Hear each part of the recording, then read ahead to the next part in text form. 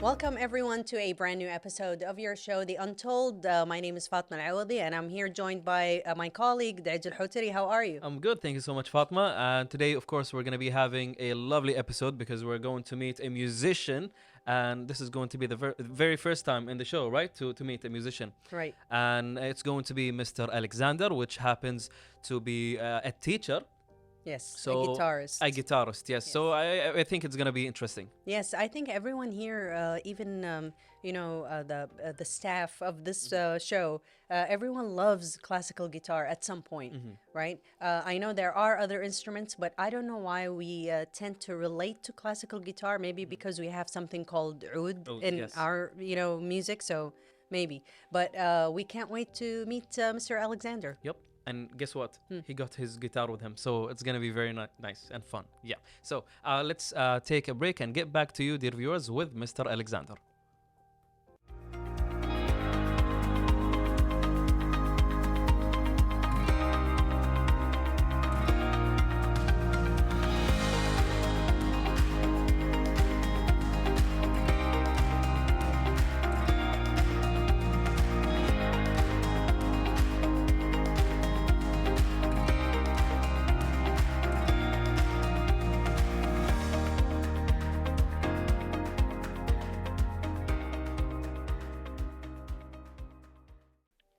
Okay, and welcome back, everyone. We are here with Mr. Aleksandr. Now, please tell us about how you grew up in Siberia, because it's very interesting that you grew up in the coldest area of the world to end up in the hottest area of the world, which is amazing. Yeah, hi, nice to meet you all. Thank you for having me here. So, that's a bit of a harsh experience growing up in Siberia. It is cold, stereotypically cold. Yeah, like minus 30 every winter. It goes up down to minus 40. But there are hot summers. Like we have plus 30 in the summer, so it's kind of similar at some point. I was talking earlier today that the difference is like I'm getting cold in the winter in Kuwait because it's cold inside the room, and we don't have that. in Ah, Russia. Yeah. okay. When it's freezing outside, it's like plus 30 inside the room. Yeah. Okay. And let's talk about the musician Mhm. career. Mhm. How did it all begin? Playing Mhm. on with a guitar. It all began when my parents told me that I should do something like accept the school, like something else activity. So I've chosen for no reason a music school, and I told them I want to play flute, but there was no flute in my small town. So I said, okay, then guitar. I don't know, maybe some earlier experience I saw on the TV maybe or somewhere, like I don't know why guitar. We say you don't choose the instrument, the instrument's choosing you. That's amazing. So, but it's also fascinating that you grew up in Novosibirsk, right? And it's famous for science. It is. And it has more than 14 universities, if I'm right. And Yeah. they're all very accredited scientific or science universities. And the research that happens in Moscow happens in this city. And it's also 1.5 million population, so it's like the third largest city. How did you choose music when science was Science all was around all you, around. you know? And did you choose science at one point or no? Mm, yeah, I didn't have to choose it because it was all around. Like my class in school was specializing in chemistry and physics. Like we had like 8 chemistries per week, I remember. So, but still, like I was into music, so like why not? Yeah, we have also a conservatory in Novosibirsk. Yeah, but eventually I've been accepted to like a better one. Fair enough. The one in Moscow? Yeah, the Moscow. Tell us about it. It's the best school for classical guitar in Russian, I can say. Yeah, So, yeah. was it the same that the academy in Moscow that you attended? Yeah. That academy. Yeah, Gnesin Russian Music Academy. Like, because they don't have guitar in Moscow Conservatory, that makes Gnesin Academy like the best in guitar in Russia. There's like world stars teaching guitar. And how was your experience in that academy? Yeah, very nice. But you know, to be accepted there, like you have to have 4 years of college in music. Like you just don't go there from. So like, not anyone can self-taught. join. not anyone. No, you have to study 4 years in college after school. So basically, it's like 3 stages. First, you attend along with the high school, you attend music school for 7 years, 5, 7 years. Then you go to the college after that, which is a professional education, but not a degree like a bachelor. So like another 4 years. So you can count it as like 15 years of studying. So basically, by the time we are accepted to that academy, we already are artists and performers on guitar. So a lot I got from like communication, collaboration with other students. Yeah, that was. So Really already a professional before. Yes. They accept professionals already with a diploma actually in guitar. Yeah. That's nice. Now and then Yeah. you moved to Bahrain. Mhm. Tell us about the decision of going to Bahrain. There's a how to say prosaic like kind of like boring reason for that, because it's like just better payment in Bahrain and like Oh, and that's actually a yeah. very good reason. Yeah. No, I That's the agree only with you. reason anyone could, Yes, go I to- would- no, yeah. I had other reasons I mean, too. I can't say this because I like my job here, but just in case. That's a good reason. Yeah, like it's I don't know why, but salaries for like music teachers in Russia like ridiculously small. So like I can't just afford. I would stay there for like helping my country with like developing, but no, like it's not enough. Like so For your so I own had good, to go. well, Yeah, you had to Mhm, you I had to had leave. to go. But another reason is just I wanted to explore the world, to see like something different. It's nice, like to practice English and all, like, yeah. And to explore the world, I believe you need to like live in some country, not just travel around like for Yes, I agree. checking I agree. hotels for like a And week. like Yeah. I'm like 100% sure that there has to be a difference between teaching people from Russia or Bahrain. What was the difference between both?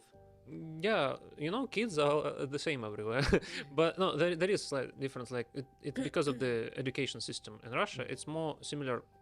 I mean, it's pretty strict. It's kind of still Soviet, encyclopedic. Like you need to study everything for real, and there's a lot of homework. And so the kids, they come in for their lessons overwhelmed, tired, Already so, frustrated. yeah, so the head is already like full of information, and it's just not going in there sometimes. So here kids have more freedom. Here in Kuwait, Bahrain, yeah, they have more freedom, more creativity they can express. So the material they study actually faster. The problem is that they sometimes don't practice as much at home, like in Russia. Yes, I agree. Like Yes, Russian, there's Russian no room parents. for practice. I mean, there's no time for practice. They don't Yeah. give them time Yeah. to practice, for a week or two. It's lesson after lesson. Yeah, I mean, kids like here they come in. They also, I was very busy this week. I had to like wash my cat. I was watching video, like Always excuses. yeah. And then all my cousins came, so And we it's played just video this- games. Yeah, and yeah, yeah. Yes. And they keep like telling me all these reasons. Yeah. So Why did you look at me and you said video games? I don't know why. Why do you think so? Because if I was a student, that would be the reason. That was least they- that's the response to At everything. least they being fair, like Yeah. they actually telling me what's happening. Yeah. So also, Aleksandr, if you can tell us, do you always want to be a teacher, or do you think one time or one day you will be as grand as the classical guitarists, let's say Sergio Assad or David Russell? I don't know, the Romero guy. I think Aleksandr also with them. When I grow up, I'm afraid I will not, because they invested like insane amount of times in practice, and from the very beginning, they were exposed to like more classical music. So I mean, we all have our ways. Like I don't think I can be a classical music star, maybe, but I don't think so. I'm still a classical musician, and teaching. Yeah, I'm actually focusing more on teaching, like. Maybe because it's my thing, more like my. Now you're I used feel to it. like How long yeah. have you been teaching now? From 2011. Oh, Yeah. okay. That's So a quite almost long time. 13 years, 13 almost. years. Yeah. Mhm. Yes. And Yeah. for how long have you been here in Kuwait? Just for half a year, last half a year. I came in November 2023. So moving from Bahrain to Kuwait also from for the same purpose. For the same reason, yeah. Actually, the school which I joined here is doing much better. Yeah, That's and amazing. again, I want to explore something else. I got a little bit maybe bored in Bahrain or something. Yeah. And do Well, you hopefully find you enjoy it here in Kuwait. Yeah, Yeah. I'm already enjoying it. Yeah. and also you teach at Kuwait Music Academy. Yeah. Did you apply for that school and they, how does the introduction goes, like the audition? Do you play them videos or how do you do that? I sent the resume, like CV. We have Yeah. also CVs, yeah. But also, I think, yeah, that Rehearsal. was like these two schools. They kind of friends. They have like competitions. They attend. Their students attend each other like online. Yeah, so it was like some director's conversation. I That's guess. I don't know amazing. if I can say that. And Yeah. Yeah. No, it's fine. I guess. Yeah. All right, now I'm really interested in knowing how did you like Kuwait? Like, let's talk about your first impression Mm-hmm. when you arrived to Kuwait. How was it? Yeah, like we already talked before. Like my first impression was the driving in style in Kuwait. So like when, yeah, I'm a B player. Yeah, it's okay. So like it's not that bad, you know. It's just kind of it made me smile. You know, it's like a bit intense. Look, everybody in a So rush and if you asking my actually first impression, yeah. So when I went from the airport, yeah, the first is the driving style. It was fun, and then the greenery. Like Kuwait is seems much greener for me than Bahrain. Yeah, and I enjoy that. Yeah. So otherwise, it's pretty similar. Just next expression was a cooperative store, which I never seen before. wow. Yeah, they don't have it in Bahrain, so I'm like, what is this? Why is it cooperative? Yeah. Yeah. Why, yes, yeah. So yeah, simple expressions, you know. So. And what about if we talk about your taste in music? Mhm. I know you like classical guitar, but I'm pretty sure you play electrical guitar too because you teach it. Mhm. So does that mean you listen to Metallica? You guessed it. I actually do listen to Metallica sometimes. It depends on mood. I listen to like everything. You know, like those animals which eat everything they, you know.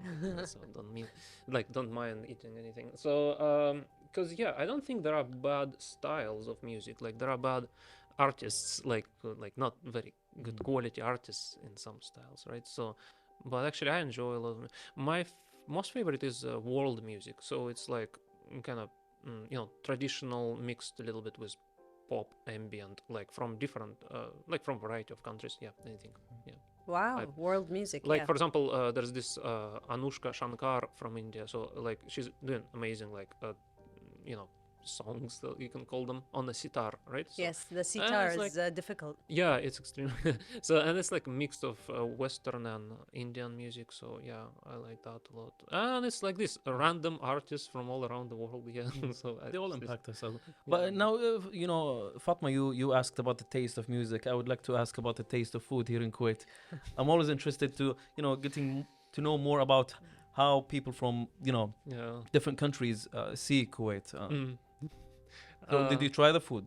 Yeah, Kuwaiti food? just a bit. Yeah, majboos. Majboos, Yeah. okay. I was going like to that. say, if you Yeah. did not say majboos, yes, yes, you that's haven't like tried a it. national but dish. like yeah, shame on me. I'm a simple guy seems like to be because yeah, okay, I did taste a lot of KFC and Burger King, but also I cook.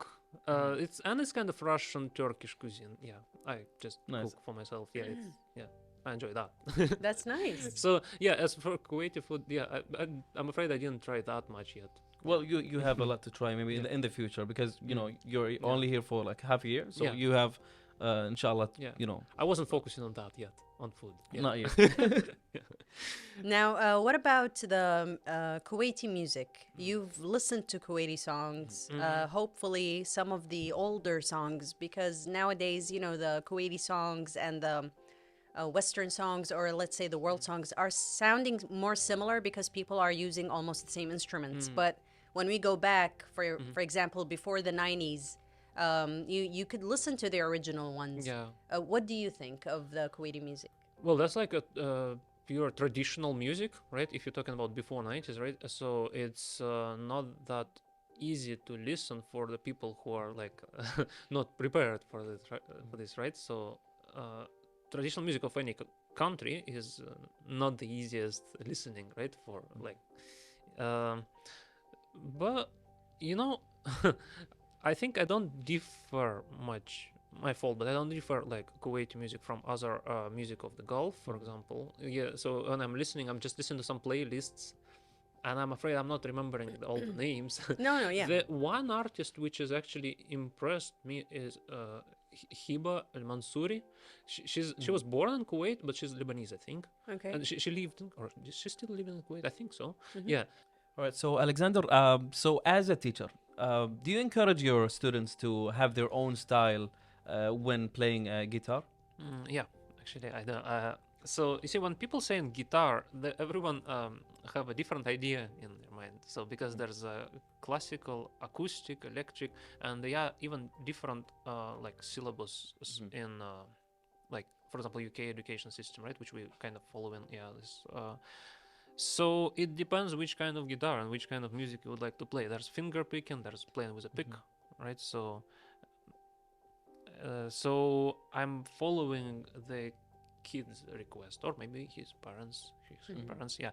So yeah, definitely, I'm not doing any promotion of a particular style, but in every You let them. yeah, You know. but there is like a technique in every style, right? So if you decided to follow like heavy metal, there is a particular way of setting the hand, right? There's a hand posture, everything. Yeah, there's exercises in every style, right? So Right. you need to develop your technique. And yeah, even so- the guitars are different because the classical guitar, the neck tends to be wider than the acoustic, let's say. And with the acoustic, you actually depend on the chords. With the classical guitars, you depend on your the rhythm of your hand, I think, right? Yeah. Yeah, basically. Actually, we can talk more about the equipment, but right after the break. So let's take a quick break and get back to you, dear viewers.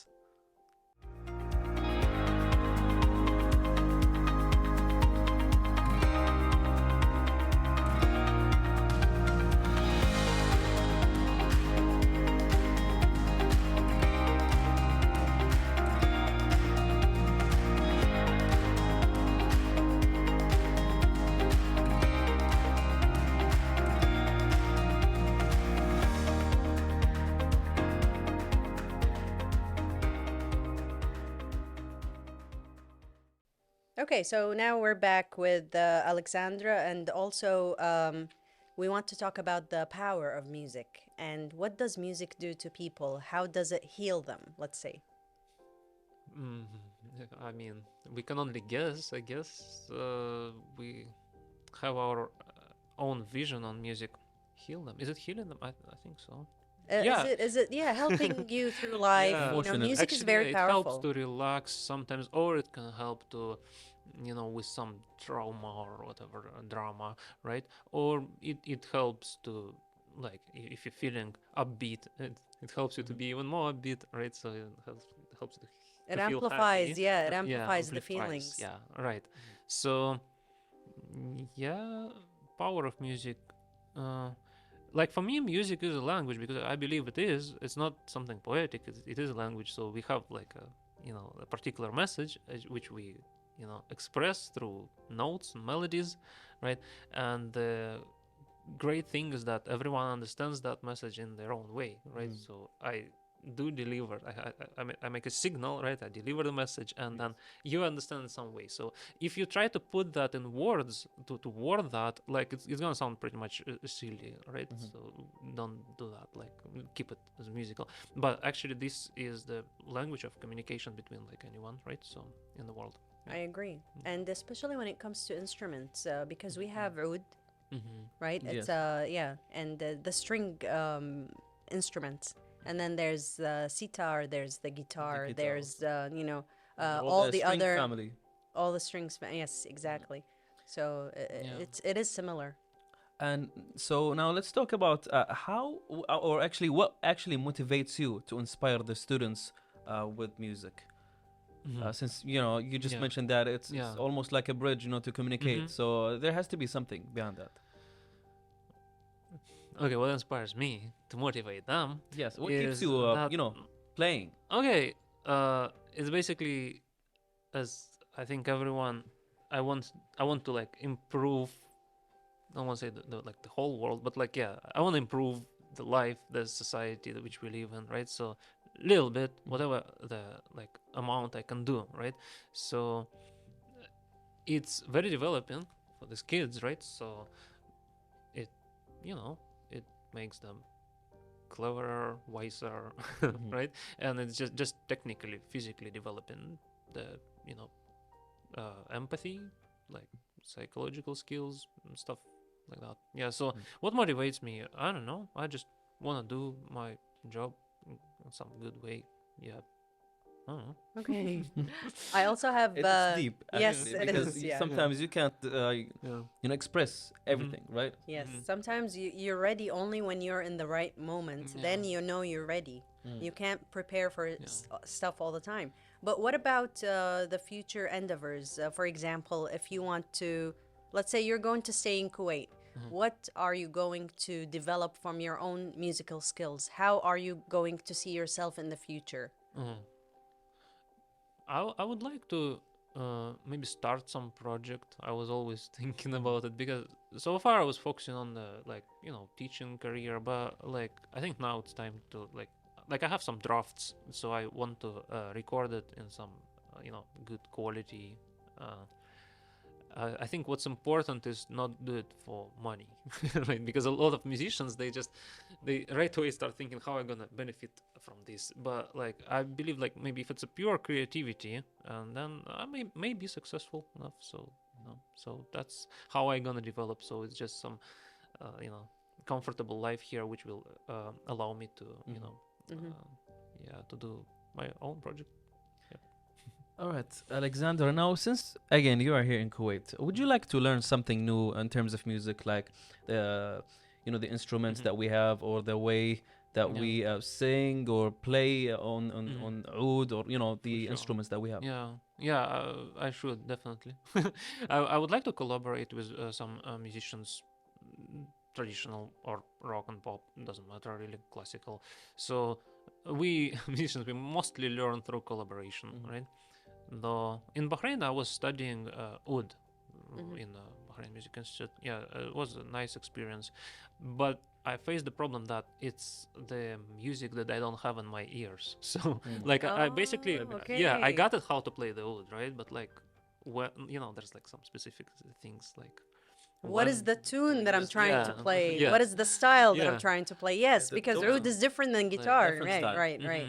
But it's easy for anyone to switch from guitar to electric guitar or oud. They're all the same, right?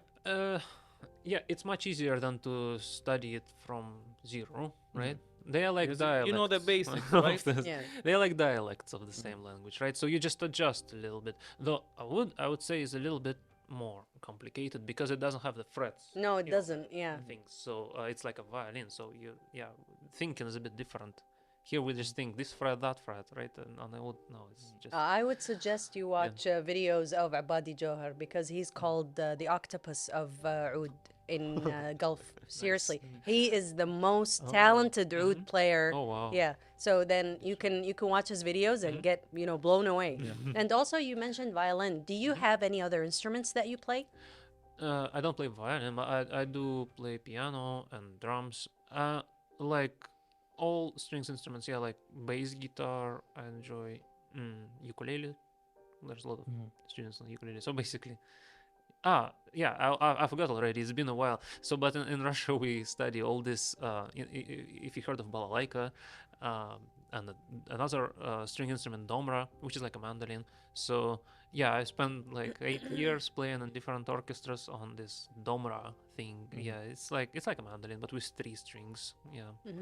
So actually I have a lot of experience on that. We have we have an instrument in Kuwait. I mean, in the Gulf country, but also in Kuwait. That's called rubaba. Oh, Okay. Probab, yeah. And it's with 1 string. Oh, really? Yeah. And it's like an old Chinese instrument too. Yeah, there are variations. I think I Variations, saw some, 1 string, 2 from other strings. Yeah. countries also, yeah. Belong to the same family again. Yes, the Yeah, same it is the family, same, yeah. different dialects, as Aleksandr said. It's always easier to jump from, get same family Yeah, instrument, sure. unlike the flute, let's say. But I had this question. So you wanted to play a flute, right, as a kid? Yeah. But then, for some reason, you jumped to the guitar. So now, as you grow up, are you thinking of, learning how to play on a flute? Mm, Because I think it's easier to carry on. You can take it Yeah. anywhere, Yeah. unlike the guitar. Uh, yeah, I tried actually a bit of recorder and this Armenian duduk. Uh, but okay, I don't think it's my thing. It's like it requires a completely different organs, like lungs. Yes, yes. Yeah, like lungs and yeah. So it's all about controlling the I don't know how Your they call it. breath Yeah, the and breathing. your Yeah, yeah. So I kind of don't want to dive in that. I have enough instruments. Yeah. So yeah. So who is your favorite artist when it comes to classical guitar? Mm, classical guitar. Um, okay, there are some names. I really appreciate the effort Andres Segovia put in classical guitar, so he made it, worldwide known. I really enjoy Paco de Lucia's recordings Mhm. because he's like, yeah, he's amazing. I think maybe the best guitarist of all times. And then there are like Russian guitarists such as Sergei Orekhov. Yeah, was also pretty crazy in guitar. So there are a lot, but I don't think these are famous names. Yeah, we have like our like community, our world of classical guitar, where there are like yeah famous Yes, people. you know them. So Yeah. if you had the chance to collaborate with only one, who would Guitarist. it be? Yeah, guitarist. Who would it be? Tough question. No idea. Who's the I first mean- I person mean- that came to your mind? Yeah, I don't know. It wouldn't be a guitarist. A musician. Musician. Musician. Because I have seen some of your posts on social media. Mm-hmm. You have these collaborations with a Turkish artist. Yes. Yeah. yeah, yeah. I've seen some of the cool stuff that you have, which is Yeah. amazing. I loved it. So I like collaborating with singers, or something. Maybe like I would like to play with duduk. Is the Armenian instrument. Just I like how that sounds like. So, and I think that's making the ensemble more interesting than just two guitars, right? So two guitars is like a competition, So no, I want like collaboration. All right. So our next question would be: did you get influenced by any of the Middle Eastern music while you play, and did that affect your playing on the guitar? Yeah, definitely. I enjoy playing some arrangements. I'm researching, how can you arrange Middle Eastern music for the classical guitar, so kind of like mix. I like the what is called crossover. Yes, the Crossovers? crossover Yes, of crossovers. I yeah. think yeah. And yeah. it is influenced by also Andalusia, the classical guitar and the tunes of the That's the Spanish thing. guitar. Yeah. Yeah, that's the thing. As Spain was under like Arabic governorate, so that there's a lot of overlaps, Yes. connections, right? Like this guitar is Alhambra, right? So it's kind of an Arabic word, I guess. Yes. can Yes, you grab the Alhambra, guitar yeah. and like show us something, because I got Yeah. excited. So exactly, I'm planning to play a piece called Arabic Capriccio, and it's written in 19th century by a Spanish composer. Nice. So it kind of represents their vision on Arabic music, I guess. So let's. Yeah, go ahead. Go ahead. Yeah.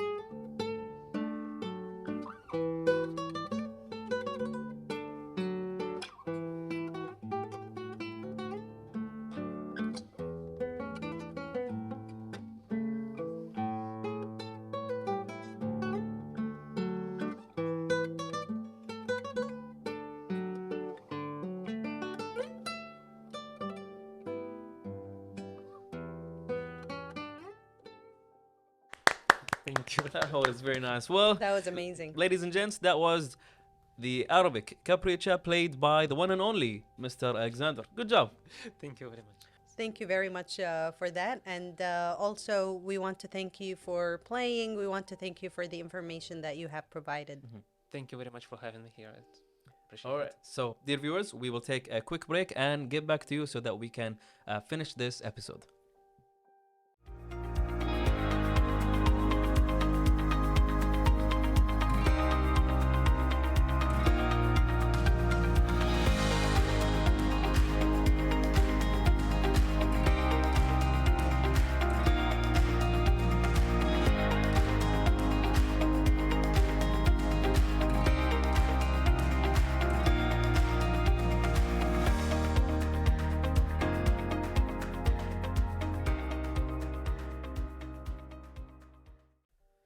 All right, dear viewers, with that being said, we have reached the end of this lovely, amazing episode. It was very nice, Fatma. It was What do you very mesmerizing at the end.